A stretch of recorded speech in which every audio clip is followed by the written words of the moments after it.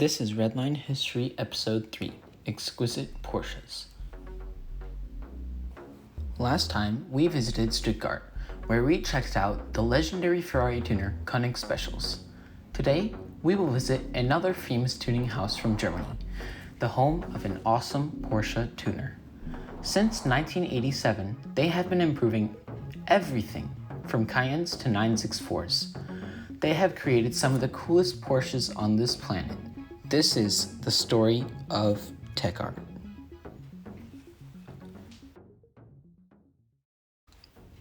Quick note guys, we passed 10 subscribers. Thank you to those who have supported me so far, and if you aren't subscribed, click the button down below because I have some awesome content coming soon. Also, if you have any questions, comments, or concerns, drop a comment down below. Anyway, let's get into the video. Stage 1. Origins. TechArt, the company that pioneered in the best interiors for Porsches and makes some of the fastest track day 911s that you could ever ask for. I'm here to tell you their story. So TechArt started with these two guys named Thomas Behringer and Matthias Kraus in 1987 in Fellbach, Germany. But then they decided to move the headquarters to Leonberg a year later. TechArt is actually called TechArt Automobile Interior, meaning that they specialize in interiors for high-end cars. With rival company Gambala, also in Leonberg, they had some tough competition. So to battle bigger tuning houses, they established several departments, each dedicated to something specific, such as aerodynamics, interior building, and engine tuning. The same year the company was founded, they immediately started work on modifying vehicles. The first car they officially tuned was the 928. Porsche at the time believed that people would stop buying the 911 as it was becoming outdated, so they made the 928 as a sort of replacement for the 911, but as you can see, this didn't really work out. The TechArt 2 928 had a completely new aero kit. There was even an option to have fender flares made of steel, while most tuners had fenders of fiberglass, which could potentially expand, shrink, or even crack in varying temperatures, so steel would be a much better alternative. They also offered a number of different in-house designed wheels and exhausts. Initially, they had focused on interiors for high-end cars, and that didn't stop here. You could get everything, and I mean everything. Dozens of high-tech gadgets like mobile phones and even navigation systems. Their first major public appearance was at the Automobile Show Stuttgart in 1989, where they revealed their creations for the Porsche 964 model range, and this is when TechArt got famous. What separated TechArt from most 80s and 90s tuners is that they had more products than any other, except for a few.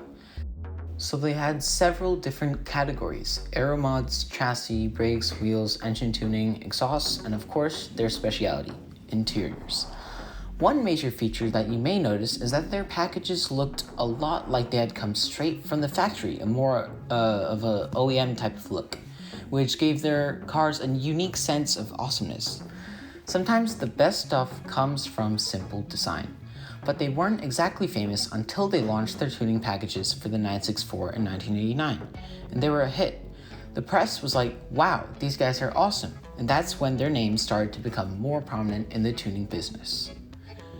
The TechArt 964s had many options: carbon fiber spoilers, new wide-body fenders, and different aero mirrors.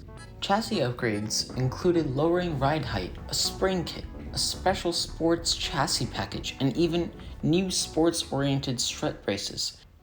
You could get red brake calipers and a racing brake system, and even an ABS control unit with a higher pulse frequency.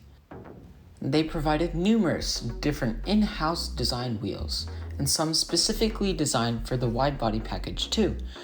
They had a bunch of different exhaust systems available as well, including one intended only for race use.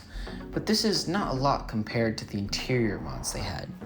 You could have new air vents, a new AC control unit, more buttons for different things, a remote control lock, new gear shift knobs, power windows, loudspeakers, the list is endless, a luggage box, new steering wheels, floor mats, carbon fiber panels, new harnesses, tachometers with higher numbers, and two-way loudspeaker systems.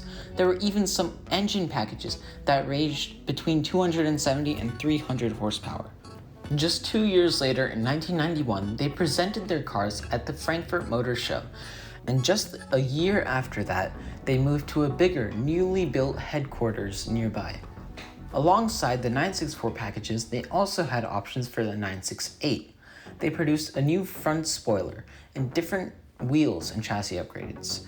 The interior could be specified with any leather of your choice, and even with different colored instrument dials and harnesses. By the way, in 1991, TechArt designed the interiors on Willy Koenig's 962 road car conversion project called the Koenig C62.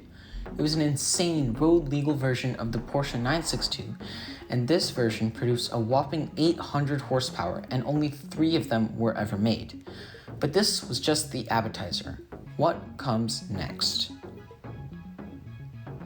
Stage 2, a desire for speed. It's 1994. Porsche has just released their all-new 993, the successor to the legendary 964, and the TechArt team was thinking about all the different things they could do with the new 993, and so they did what they were thinking, and created a track beast called the CT3. The world premiere in 1995 revealed the 993-based vehicle, a full-on conversion. Large air scoops allowed for better cooling, and a large rear wing kept the car planted to the tarmac. New side skirts and air intakes on the rear fenders resulted in a 30-kilogram weight reduction. And for more, you could have a special carbon fiber doors and front hood for increased weight reduction. The car was adorned with TechArt Champion rims, which could have a maximum width of 285 millimeters. They also lowered the car by 4 centimeters with a track-based suspension for a better center of gravity. They also installed Recaro Sport seats and even an option for a carbon fiber dashboard. With 462 horsepower and 550 newton meters of torque, the new CT3 could propel to 100 kilometers an hour in just 4.2 seconds, thundering its way to a maximum velocity of 313 kilometers per hour. After the 993, they moved on to Porsche's next flagship model, the 996. And Porsche's newly introduced 986 Boxster, which were among the first Porsches to wear the fried egg look. A bit of a backstory. The fried egg look on early 2000s Porsches was nicknamed because the headlights look a little bit like a fried egg. Fun fact. Both ranges were successful and were able to increase TechArt's popularity in the tuning scene. In fact, they still tune Boxsters in a program which also involves the newer Cayman. And soon after the 996, they moved on to the 997. But now, all they needed to do was to prove that their cars were not just for show, and they had the best idea in mind. Stage 3, winning on the track. Ever since they had started tuning cars, the TechArt team had a racing ideal in mind. So, to test the limits of the 993 GT3, they took it to the Tuner Grand Prix and won. Some believe that whoever wins the Tuner Grand Prix is the best European tuner of that year. And when TechArt won, it was quite a feat, but they were just getting warmed up. It was time for their most famous model, the GT Street. Based on the 996 Turbo, they tuned the engine up to 620 horsepower and created an all-new aggressive aero kit. And this car wasn't just for show. To prove the awesomeness of the new GT Street, TechArt took it to the ring, the legendary Green Hell, the proving grounds for all vehicles of all shapes and sizes. And the GT Street blew the competition away. They were able to score a time of 7 minutes and 43 seconds, destroying the stock version's time by 13 seconds. There was also a GT Street S version, which also won the Tuner Grand Prix of 2003. Now, the S version of the GT Street was also no slouch on top speed. When tested at the Nardo high-speed track, it reached over 360 kilometers an hour, which is about 224 miles an hour, making it one of the fastest cars of the time. To put this into better perspective, the car it was based on, the 996 Turbo, could only reach 190 miles an hour. But what about the Cayman? TechArt didn't forget it either. In 2006, they tuned the Cayman S and created the TechArt GT Sport. When taken to Nardo, they got a verified top speed of 303 kilometers an hour, which is just about 187, 188 miles an hour.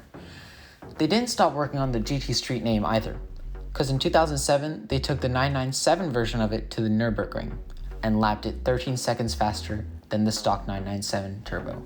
Last time it was 13 seconds faster, and this time it was also 13 seconds faster again. And also, when they tested it for its top speed, it easily got to 358 kilometers an hour. Then, in 2008, they won the Tuner Grand Prix again, the third time, with another GT Street. But this time, it was based on the 911 GT2 997, and it was named the TechArt GT Street RS because it was really fast. Also around this time, TechArt was also tuning the Panamera, giving it a special badge name called the Grand GT. Just a year later, deciding to expand more, they opened their American branch called TechArt USA in California. But what about Porsche's SUV, the Cayenne? Well, they didn't forget those either. Stage 4. Super SUVs. The Porsche Cayenne, one of the most original and most influential SUVs of its time. TechArt had quite the ace up their sleeve for this one, and it wasn't an ace, it was called the Magnum. The highly power-dense SUV premiered in 2004, becoming one of the most powerful and fastest sports utility vehicles on the planet. The most powerful package for the Magnum was a twin-turbo V8, which could make 600 horsepower and 865 newton-meters of torque, giving it a 0 to 100 km/h time of about 4.5 seconds and a top speed of over 292 kilometers an hour. In 2009, they were able to take their version of the Magnum based on the Cayenne Turbo and hit 321 kilometers an hour, which gave them the full-size SUV high-speed record at the Nardo track. They still make the Magnum even today, but every time, each variation gets even more luxurious interiors and even more power. Stage 5. Modern times. So what is TechArt doing today? Well, they haven't stopped making the Magnum, and they certainly haven't stopped making the GT Street. In fact, the newest version was just launched about a month ago. It's really cool, really fast. TechArt also makes the Grand GT, which is an insane version of the Panamera, and it's really fast too. With a 0 to 100 sprint in just under 3 seconds and a top speed just under 200 miles an hour, the Grand GT is no less than the GT Street. Ultimately, TechArt is one of the greatest Porsche tuners to ever tune Porsches, taking the simplest 911 and turning it into a track legend. With all that they have done, they certainly deserve a place in the history books as one of the first few to take luxury and performance to another level, a true pioneer. Thanks for watching my video. It took me almost 2.5 months of research and a lot of learning to edit as well, so thank you. I have more videos planned, and I'm thinking of making another season and maybe another series as well, so be sure to hit the subscribe button because I've got some awesome videos coming soon. Also, if you guys have any feedback, requests, or suggestions, then drop a comment below. Thanks.